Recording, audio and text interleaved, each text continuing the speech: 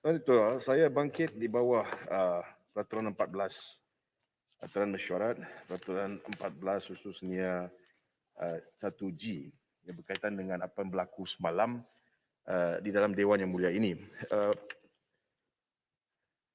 Tuan Ketua, semalam kita dengar ada kenyataan dibuat oleh Menteri Undang-Undang bahawa Kabinet telah pun membuat satu keputusan pada 21 hari bulan Julai untuk membatalkan ordinan-ordinan darurat seperti mana kita dengar semalam disenaraikan.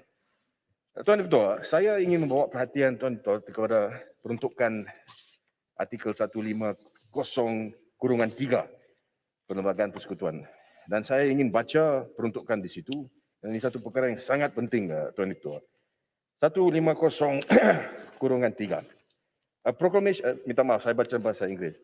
A proclamation of emergency and any ordinance promulgated under Clause 2B shall, Tuan Ketua, be laid before both houses of Parliament and, if not sooner revoked, shall cease to have effect if resolutions are passed by both houses annulling such proclamation ordinance, but without prejudice to anything previously done by virtue thereof or the power of the Yang di-Pertuan Agong to issue a new proclamation under Clause 1 or promulgate any ordinance under Clause 2B.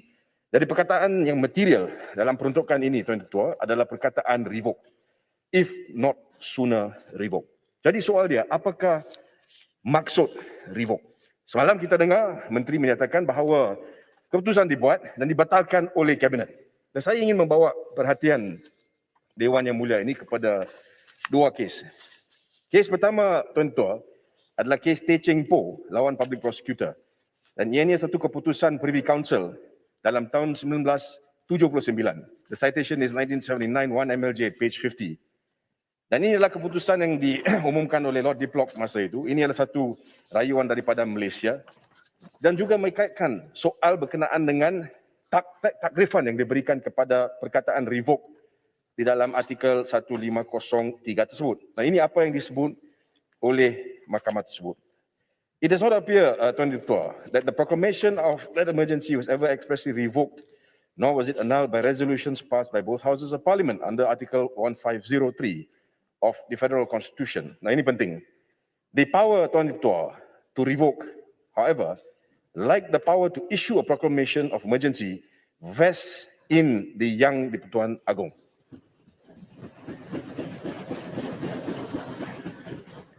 Itu kes dalam tahun 97.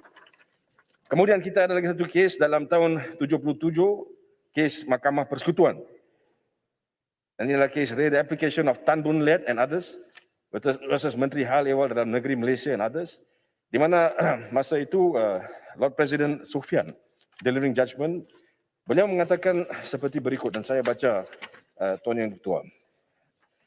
The fact that the ordinance has not been reenacted as an act of parliament is equally irrelevant. As Tuan Ketua, the ordinance must necessarily, by the express provisions of the Constitution, continue to have effect until such time as either Parliament resolves otherwise, unless sooner revoked by His Majesty under Article 1503. Jadi, kepada saya, Tuan Ketua, ini satu soalan yang sangat penting dan melibatkan satu isu yang melibatkan kepentingan umum. Kerana kita nak tahu, adakah atau tidak apa yang berlaku pada 21 hari bulan Julai diperkenankan oleh Yang di-Pertuan Agong? Adakah ianya mengikut prosedur yang tertera di dalam Perlembagaan Persekutuan? Ini satu perkara yang cukup penting dan saya minta supaya ia ini dijawab kerana apa yang kita ada hari ini dan untuk 2 hari atau 3 hari yang akan datang adalah penerangan berkenaan dengan ordinan-ordinan yang telah pun digubal melalui proklamasi tersebut. Yang kononnya telah pun ditarik balik, dibatalkan, tetapi kita tidak ada senarai. Ordinan-ordinan mana yang telah pun dibatalkan, apakah kesan dia dan sebagainya. And I think that's what rakyat nak tahu. Sekiranya telah pun dibatalkan, kenapa kita tidak dimaklumkan? Kenapa tidak ada diletakkan di meja setiap ahli parlimen supaya kita dapat tahu secara spesifik bila ianya dibatalkan, siapa membuat keputusan, adakah ikut peraturan dan kesan dia terhadap ordinan-ordinan itu khususnya kepada rakyat umum di luar sana. Saya minta penjelasan Tuan Ketua. Tuan Ketua, Which point of order now? I am referring to 14G. And Tuan Ketua, 14 relates to the sequence of proceedings in the House of the day. Dan ianya menyatakan, as yang and I said, Tuan Dipertua earlier, I referred to 14G as well, it is questions to ministers for oral answers. So there is a provision for the minister to provide an answer now. So itu yang apa yang saya buat rujukan, kerana semalam apa yang berlaku adalah banyak soalan telah pun berbangkit. So I am asking Tuan Speaker to make a ruling now, and ask him to answer that question just on that limited point. Sama ada ianya telah pun diperkenan oleh Yang di-Tuan Agong, sudah tentu dia tahu sekarang. Takkan perlu tunggu sehingga hari Isnin untuk memberi jawapan. Dan undang-undang sangat jelas. Yang revoke itu adalah Yang di-Tuan Agong. Tapi apa yang disebut semalam adalah kabinet. And this is something which is very serious because I think the government must respect the fact that the law must apply. And if the constitution suggests that it must be revoked by the Yang di-Tuan Agong, then that must be done. Ini kan main. We have to take it seriously. Ini soal perlembagaan dan juga undang-undang yang ada kesannya terhadap rakyat setiap hari. Yang Berhormat, So, saya minta supaya soal itu, kalau boleh, May beri I- jawapan kepada perkara itu. Terima kasih. Sebelum kami masuk untuk soal jawab ataupun untuk hujah bahas kementerian ini, saya nak bangkitkan perkara di bawah aturan mesyuarat 99. 99, Tuan Speaker reads as follows. Decision of the Tuan Ketua upon any point of interpretation, any of these standing orders for any matter of practice shall, subject to a substantive motion, move for that purpose, be final. And Tuan Ketua may from time to time issue rulings thereon. Have you got that, sir? 99. That relates to decisions made. Yes. May I proceed? Thank Yeah. you. Dan Tuan Ketua, semalam apabila saya tanya soalan berkenaan dengan siapa yang akan jawab bagi pihak Perdana Menteri. Kita semua lihat Perdana Menteri tidak ada dalam Dewan sesi petang. Dan apa berlaku adalah Menteri Kewangan bangun untuk jawab. Saya ada bawa perkara berkenaan dengan isu undang-undang yang dibangkitkan. Dan saya masih ingat, Tuan Speaker, masa itu diberi jaminan bahawa ianya akan dijawab oleh Menteri Undang-Undang. Tetapi pada jam 5.45, kita lihat masa sudah suntuk dan Menteri Undang-Undang tidak ada di dalam Dewan. Dalam keadaan tersebut, Dewan telah pun ditangguh kepada hari ini. Dan Tuan Ketua, saya ingin minta Ketua, adakah satu ruling dibuat supaya Kota Baru jawab soalan berkenaan kementerian semalam pada hari Isnin? Soalan yang dibangkitkan itu bukan berkenaan dengan ucapan Kota Baru pada hari Isnin. Soalan yang dibangkitkan semalam adalah berkenaan dengan ucapan yang diberikan oleh Perdana Menteri yang dibentangkan semalam. Dan kita tidak mendapat jawapan kerana masa suntuk. Jadi ada perbezaan Soalan yang mana tu? berkenaan dengan 1503. Boleh saya memberikan penjelasan, Tuan Speaker? Tuan Speaker, kita semua dengar apa yang disebut oleh Kota Baru. Semalam beliau kata bahawa pada 21 hari bulan Julai, Kabinet memutuskan untuk membatalkan ordinan-ordinan darurat ya, di bawah artikel 1503. Saya telah pun baca peruntukan itu, saya tidak akan ulangi. Dan Tuan Speaker juga telah pun menekan perkataan-perkataan terpenting dalam artikel tersebut, iaitu unless sooner revoked. Jadi soalnya adalah satu soal undang-undang. Apakah maksud dan tafsiran yang diberikan kepada perkataan revoke?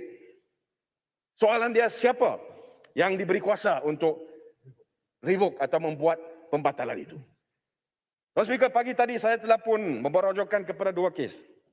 Kes pertama adalah kes Teh Cheng Po lawan Public Prosecutor. The citation is 1979, 1 MLJ, page 50. Dan saya telah pun kemukakan satu salinan kepada Tuan Speaker. Di situ cukup jelas Privy Council melalui ucapan Lord Diplock. Rojokan dibuat kepada soalan yang sama. Dan mahkamah di situ memutuskan bahawa ada dua cara. Sesuatu ordinan boleh atau proklamasi boleh dibatalkan. Tetapi khasnya berkenaan dengan perkataan revoke, mahkamah menyatakan dengan jelas bahawa kuasa tersebut takluk dan diberikan kepada Yang di-Tuan Agong. Ini adalah keputusan mahkamah yang saya rasa perlu ikat kita semua. Kemudian saya juga buat rujukan kepada kes lagi satu, kes Mahkamah Persekutuan. Decision of Lord Justice Sophian, Lord President at the time. Kes Ray Tan Boon Liat, 1977 MLJ. Saya juga telah pun kemukakan salinan.